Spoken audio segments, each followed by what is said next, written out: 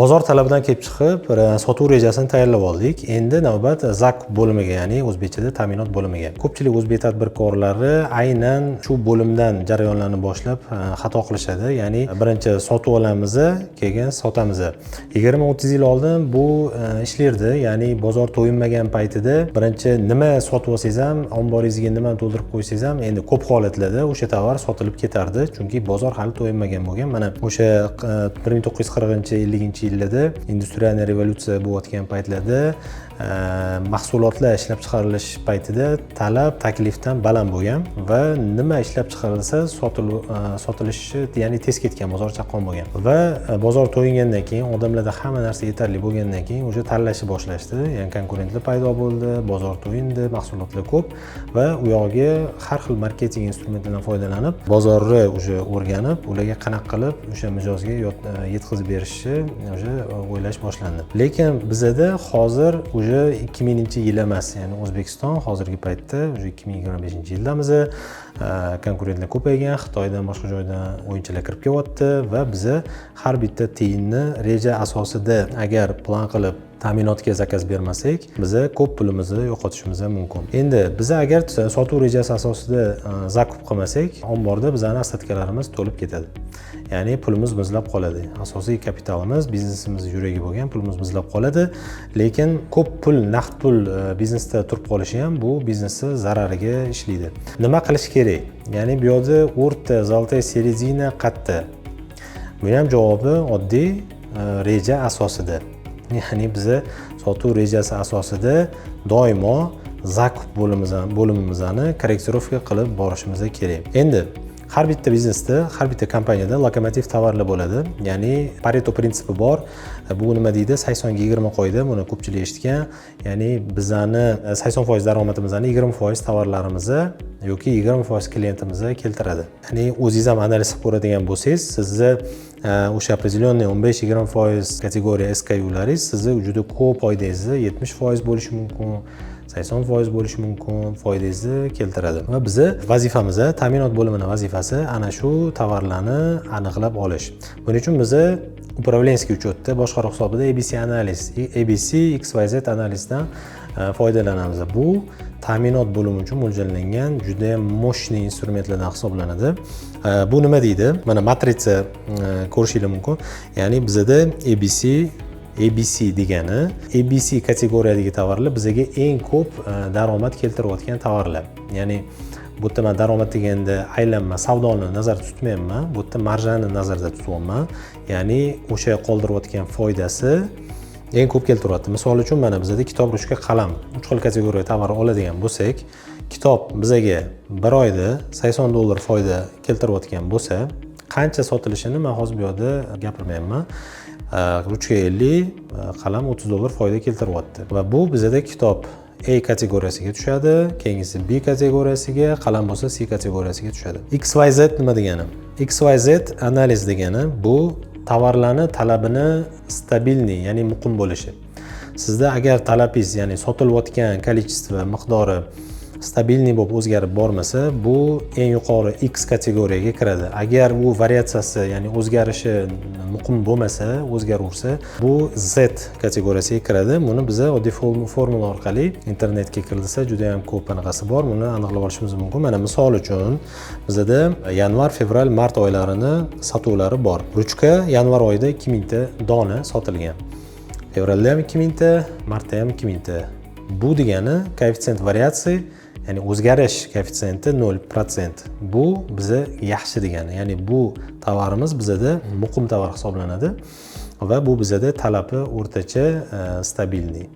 Bu X kategoriyaga olamiz. Keyingisi kitob 5000, 5000, 6000. Buni formulasi bor. O'rtacha yig'ib yig'indisini bo'lamiz 808%. Qalam kategoriyasi bo'lsa 1000, 2000, 1000. Bu 35% chiqyapti va bu bizda eng nestabilniy tovar kategoriyasiga kiradi. Bu bizda Z kategoriyasiga olamiz. Endi buni nima qilamiz? Nima degani? Biz tovarlarimizni, 3 xil tovarlarimizni mana 1, 2, 3, 9 ta kategoriyadan bittasiga qo'yib chiqamiz. Agar qaysi kategoriyaga tushsa, demak o'shanga qarab biz mana bularni aniqlashtiramiz. Ya'ni agar tovarimiz AX kategoriyasiga tushsa, Bu bizda foydasi katta va talabi yuqori, ya'ni talabi stabilniy tovar hisoblanadi. BX kategoriyasiga tushsa, bu bizda foydasi o'rtacha, ya'ni katta emas, talabi yuqori. C kategoriyasi foydasi past, talabi yuqori. Va hokazo ketdi. Y kategoriyasiga tushsa, foydasi baland, lekin talabi o'rtacha, ya'ni stabilnost nuqtai nazaridan o'rtacha tovar hisoblanadi. Va hokazo. Va eng mana bunisi, ya'ni bizda CX kategoriyasiga tushgan tovarlarimiz foydasi kam va talabi ham nestabilniy tovarlardan hisoblanadi.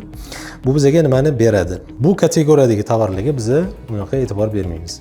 Bizning asosiy fokusimiz AX kategoriyasiga tovarlar, ya'ni mana bu kategoriyadagi tovarlar bo'lishi kerak.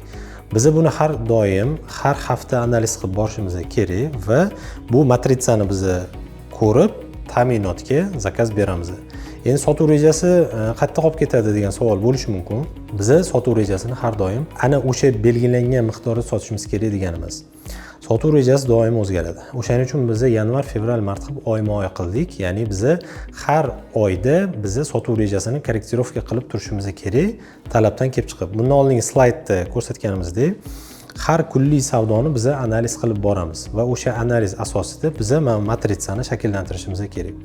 Bu matritsani siz Excel formatda har kuni ruchnoy kiritib shakllantirishingiz mumkin, lekin buni ERP sistemalar avtomatik tarzda sizga shakllantirib, ishingizni osonlashtirib beradi. ABC XYZ analizini ta'minotchilaringizga o'rgating. Avtomatizatsiya sistema qo'ymagan bo'lsangiz ham, Excelda bo'lsa ham bu instrumentni har bitta ta'minotchi albatta bilishi shart va foydalanib borish kerak. O'shanda siz omborda ortiqcha tovarlar bilan pulingiz muzlab qolmaydi va yetarli kerakli tovarlar, hadovoy tovarlaringiz doim omborda bo'lib turadi va siz pul yo'qotmaysiz. Endi yana bitta tushunarli, oddiy misol bilan davom ettirmoqchiman. Misol uchun, qaysidir kategoriya tovar sizda kuniga bittadan sotiladi va o'sha bitta sotilayotgan tovardan siz deylik $100 foyda qilasiz, ya'ni marjangiz $100.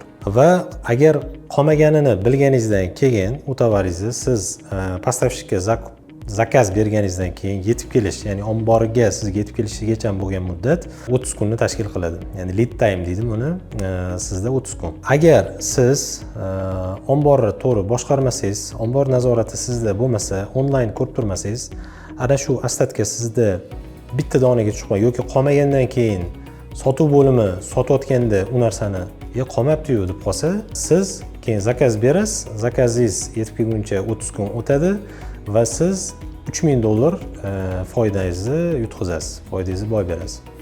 Endi buni yechimi nimada? Yechimi minimum ostatka degan instrument bor. Bu hamma o'sha ERP sistemalarida, oddiy upravlenskiy uchet sistemalarida bo'ladi. Ya'ni bu minimum ostatka nimadan kelib chiqadi? Lead time dan kelib chiqadi. O'rtacha kuniga bitta sotilsa va yetib kelish muddati 30 kun bo'lsa, minimum ostatka sizda 30 kun. 30 dona. Agar sizda kuniga 2 dona sotilayotgan bo'lsa, ya'ni oxirgi haftada yoki oxirgi oyda yoki o'sha sezonda, ya'ni o'tgan yilgi o'sha sezonda o'rtacha 2 dan sotilyapti. Yetib kelish muddati 30 kun. Demak, sizda minimum ostatka 2 kar 30 60 ta dona bo'lishi kerak. Endi tushunarli bo'lish uchun bir dona deb oldik. Minimum ostatkani siz agar 30 ta dona deb belgilasangiz va sizda agar ombordagi qoldiq 29 taga tushsa, sistema sразу sizga xabar beradi, ya'ni rekomendatsiya chiqarib beradi. Sen bu tovarni hozir agar zakaz bermasang поставщикка, sen yetib kelgunigacha ostatkang tugab qoladi, sen уже pul yutqizasan, ya'ni omborda уже talabga sen javob bera olmaysan degan xabar chiqarib beradi. Siz zakaz berasiz, zakaz berganingizdan keyin уже 30 kunda yetib kelgandan keyin omborda sizda ostatkangiz kamayib bitta qolganda omboringizga yetib kelsa o'sha konteyner, siz ketiga ulab ketasiz va ortiqcha tovar ham zakaz qilib qo'ymaysiz.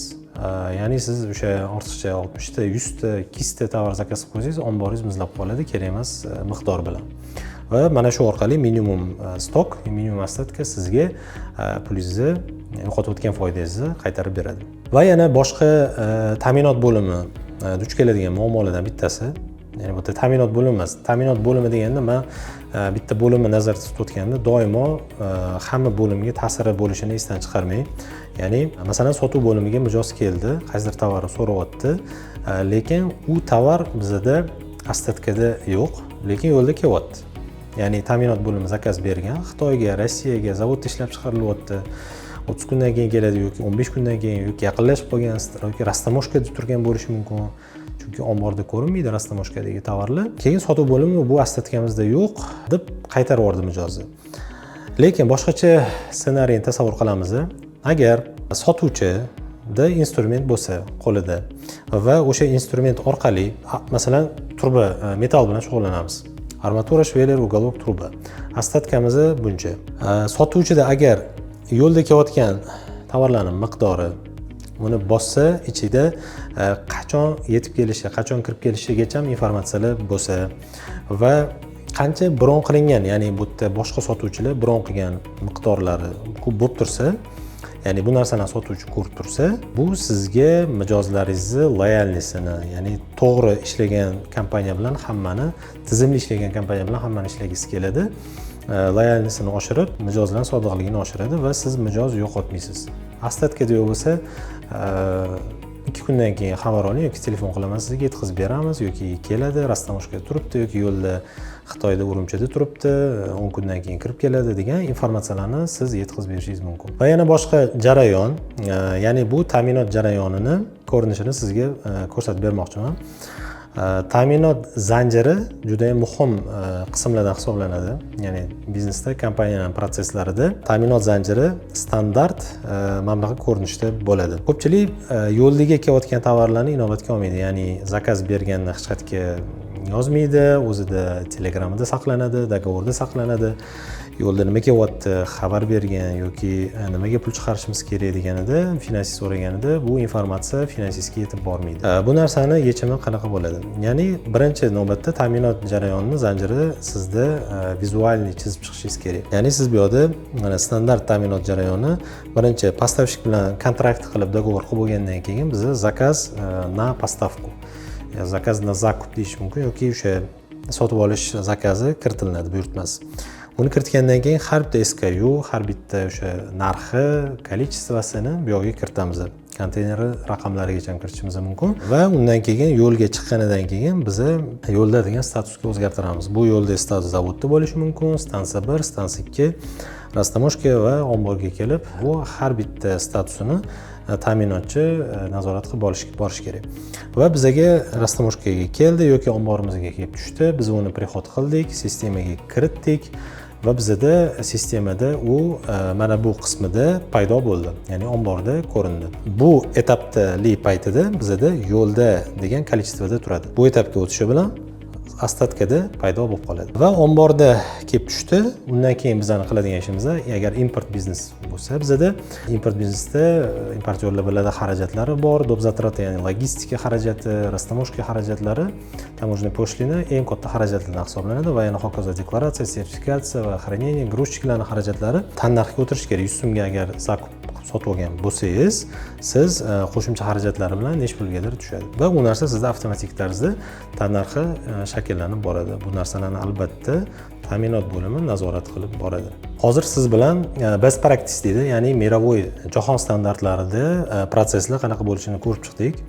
Bu SAP tizimiga, Business One yoki S4HANA tizimlariga biriktirilgan jarayonlar hisoblanadi va agar SAP, ERP, Business One yoki S4HANA tizimlarini siz o'rnatadigan bo'lsangiz, bu tizimlarni, bu jarayonlarni siz avtomatik tarzda olishingiz mumkin. Ko'pchilik biznes boshlayotganda jarayonlarni o'zicha tuzadi, ya'ni organik tarzda kelib chiqadi. Bu albatta to'g'ri agar natija bersa. Lekin bazaviy mana shu sotuv prosesslari va ta'minot prosesslari o'zi jahonda tan olingan, standartlashtirilgan standartlari bor buni.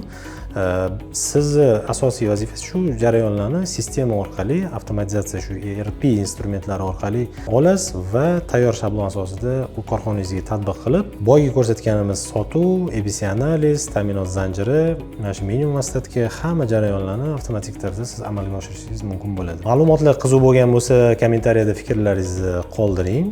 Keyingi videolarni albatta kuting, juda ham qiziq bo'ladi.